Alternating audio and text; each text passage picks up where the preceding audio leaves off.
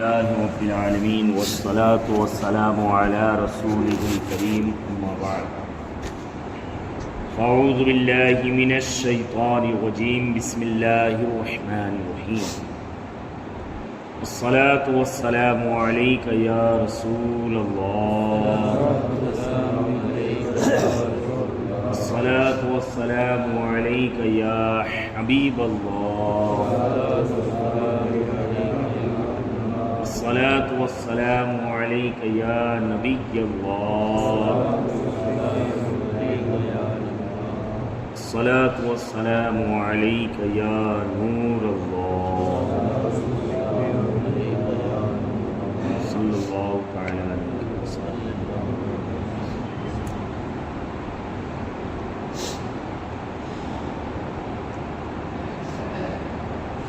کل دو مسئلے بیان ہوئے تھے. پہلا مسئلہ کوئی کہ 4 رکعت والی نماز میں اگر پہلے قاعدے میں نہ بیٹھ کر کے کھڑا ہو رہا ہے 30 رکعت کے لیے اور یاد آ جائے تو کب بیٹھے، یہ مسئلہ ہوا تھا. اور 3 سجدے کر لیے یا 2 رکوع کر لیے تو کیا ہوگا، اس حوالے سے کہ آج ہم قاعدے ہی کے حوالے سے بات کریں گے. مسئلہ بیان ہوگا، لیکن نفل نماز وہ ابھی تک جو بات ہوئی تھی مطلقاً بات ہوئی، خاص کر کے فرض واجب وغیرہ کے آگے. اب نفل نماز، چونکہ نفل نماز 2 رکعت کر کے بھی پڑھی جاتی ہے اور 4 رکعت کر کے بھی پڑھی جاتی ہے، تو بہتر یہ ہے کہ 2 رکعت کر کے ہی پڑھی جائے. نفل میں کوئی پابندی نہیں ہے، نہ نفل پڑھنے کے لیے پابندی ہے کہ بھائی آپ کو 50 رکعت ہی پڑھنی ہے کہ آپ کو 100 رکعت ہی پڑھنی ہے. یہ بھی پابندی نہیں ہے کہ آپ کو 2 کر کے ہی پڑھنی ہے یا 4 کر کے. اس میں انسان کو اختیار ہے. نفل کا مطلب کیا آتا ہے، ثواب کمانے کے لیے نماز کے علاوہ کی زیادہ نماز پڑھتا ہے تو بندہ جتنا چاہے اتنا ثواب حاصل کرے. کوئی 4 رکعت نفل پڑھ کے، کوئی 10 رکعت نفل پڑھ کے، کوئی 20 رکعت پڑھ کے، کوئی 50 پڑھ کے، کوئی 100 پڑھ کے. اسلام نے عبادت کے معاملے میں، نفلی عبادت کے معاملے میں زور زبری نہیں کی ہے. آپ کا دل جب تک مانے تب پڑھیے. تو اب نفل نماز جو ہم پڑھتے ہیں تو کوئی 2 رکعت کر کے پڑھتے ہیں، کوئی 4 رکعت کر کے پڑھتے ہیں. تو 2 رکعت کر کے پڑھتے ہیں تو ان کا کوئی مسئلہ ہی نہیں ہے. لیکن 4 رکعت نفل نماز اگر پڑھتے ہیں تو اس میں کچھ چیزیں ایسی ہیں جس کا آج تک لوگوں کو خیال، کچھ لوگوں کو ہوتا ہے، کچھ لوگوں کو آج تک نہیں ہے. کئی لوگوں کی تو بڑی بڑی عمریں ہو گئی پھر بھی خیال نہیں ہوتا، اس لیے کہ کبھی وہ اس حوالے سے کوئی مسئلہ دماغ تک پہنچا نہیں. تو پہلے میں مسئلہ پڑھ کے آپ کو بتا دوں پھر سمجھا دوں. مسئلہ نفل کا ہر قاعدہ اخیرہ ہے، یعنی فرض ہے. اگر قاعدہ نہ کیا اور بھول کر کھڑا ہو گیا تو جب تک اس رکعت کا سجدہ نہ کیا ہو لوٹ آئے اور سجدہ سہو کرے. اور واجب نماز مثلاً وطر فرض کے حکم میں ہے، لہذا اگر وطر کا قاعدہ اولا بھول جائے تو وہی حکم ہے جو فرض کے قاعدہ اولا بھولنے کا ہے. یہ 2 باتیں بتائیں. پہلے کیا بتایا کہ نفل کا قاعدہ، نفل کا ہر قاعدہ یعنی یہ کہنا چاہ رہے ہیں کہ 4 رکعت نفل کر کے اگر آپ پڑھتے ہیں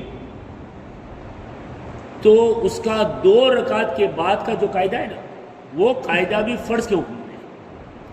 اس لیے یہ حکم ہے کہ نفل پڑھنے والا جب 4 رکعت کر کے نفل پڑھتا ہو تو عموماً ہم فرض وغیرہ امام کے پیچھے نماز پڑھتے ہیں یا سنت وغیرہ پڑھتے ہیں تو کیا ہوتا ہے 4 رکعت والی نماز میں اتحیات پڑھ کے کھڑے ہو جاتے ہیں.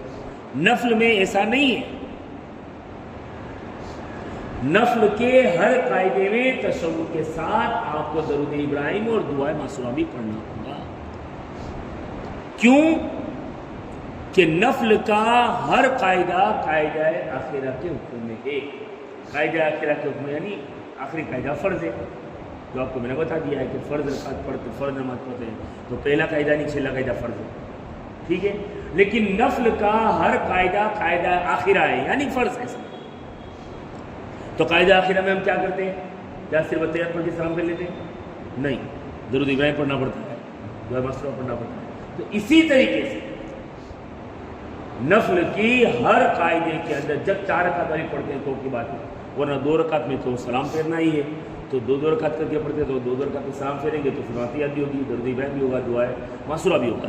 لیکن اگر 4 رکعت کر کے پڑھتے تو بھی نفل کے اندر آپ کا پہلے قاعدے میں التحیات بھی پڑھنا ہے، درود ابراہیم بھی پڑھنا ہے اور دعائے معصورہ بھی پڑھنا ہے۔ پھر تیسری رکعت کے لیے کھڑے ہوں گے تو وہاں بھی خیال رکھیں، کھڑے ہو کر کے ڈائریکٹ الحمدللہ رب العالمین شروع نہیں کر دینا ہے، بلکہ وہاں بھی ثنا پڑھنی ہے۔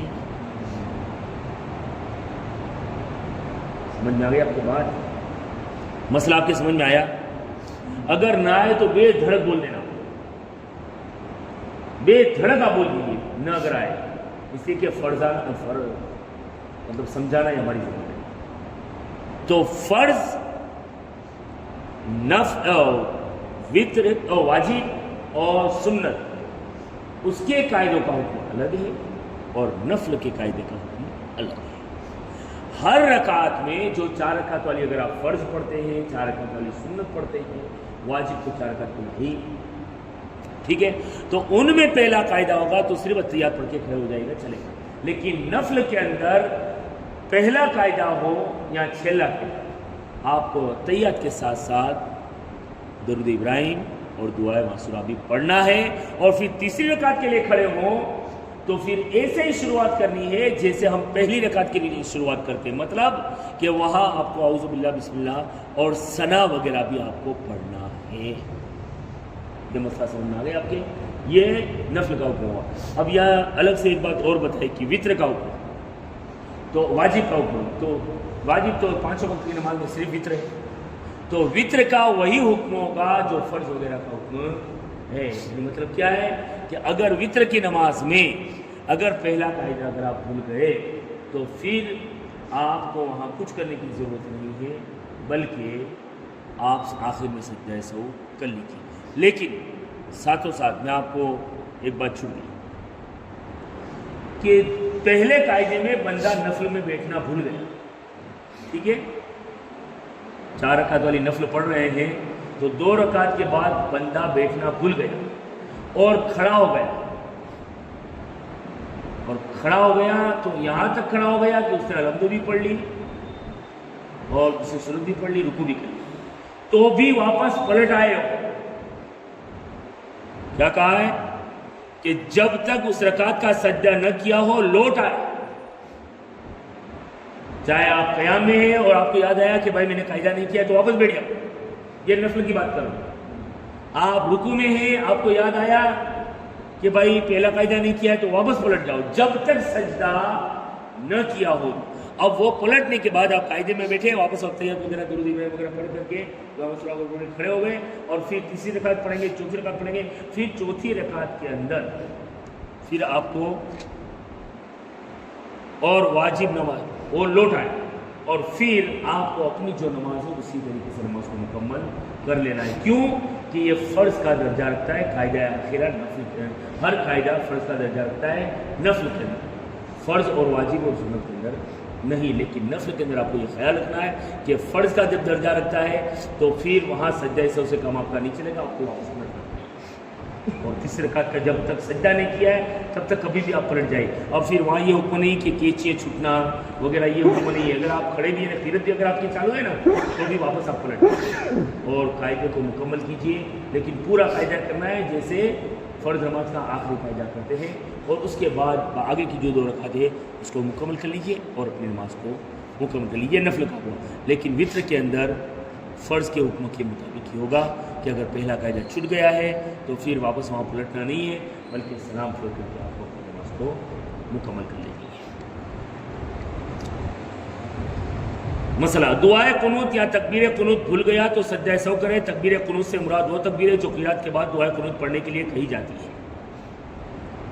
دعائے قنوت وتر میں واجب ہے، اگر کوئی وطر میں دعائے قنوت بھول گیا تو آخر میں سجدہ سہو، اور اگر دعائے قنوت سے پہلے اللہ اکبر کر کے تکبیر کی قرات پوری کرنے کے بعد اگر وہ تکبیر بھول گیا تو بھی آخر میں سجدہ سہو کر لے گا، سلام پھیر کر کے اس کی نماز مکمل ہو جائے گی۔ عیدین کی سب تکبیریں یا بعض بھول گیا زائد کہیں یا غیر محل میں کہیں، ان سب صورتوں میں سجدہ سہو واجب ہے۔